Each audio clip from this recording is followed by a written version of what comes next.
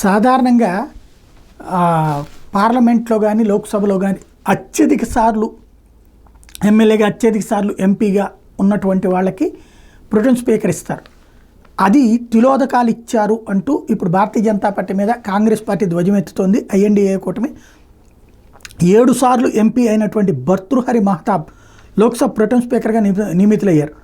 ఇది పార్లమెంటరీ వ్యవహారాల మంత్రి కిరణ్ రిజిజు ప్రకటించారు. అయితే రాష్ట్రపతి ద్రౌపది ముర్ము రాజ్యాంగంలోని ఆర్టికల్ 95(1) ప్రకారం కొత్త స్పీకర్ ఎన్నికయ్యేదాకా ప్రిసైడింగ్ ఆఫీసర్ ప్రొటెం స్పీకర్గా మహతాబ్ని నియమించారు.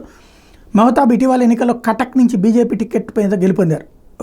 లోక్సభ ఎన్నికలకు ముందే ఈ సీనియర్ నేత బిజు జనతాదళ్ని వీడి బీజేపీలోకి వచ్చారు. 18వ లోక్సభ ఫలితాలు తొలి సమావేశాలు ఈ నెల 20న మొదలు కాబోతున్నాయి. 24, 25 తేదీల్లో ప్రొటెం స్పీకర్ కొత్త సభ్యులతో ప్రమాణ స్వీకారం చేస్తారు. 26న స్పీకర్ ఎన్నిక ఉంటుంది. ప్రొటెం స్పీకర్కి సహాయపడేందుకు 5 సభ్యుల ప్యానెల్ నియమించారు. ఈ చైర్పర్సన్స్ ప్యానెల్లో K Suresh Congress, TR Baalu DMK, Radha Mohan Singh, Faggan Singh Kulaste BJP, Sudip Bandyopadhyay TMC సభ్యులుగా ఉన్నారు.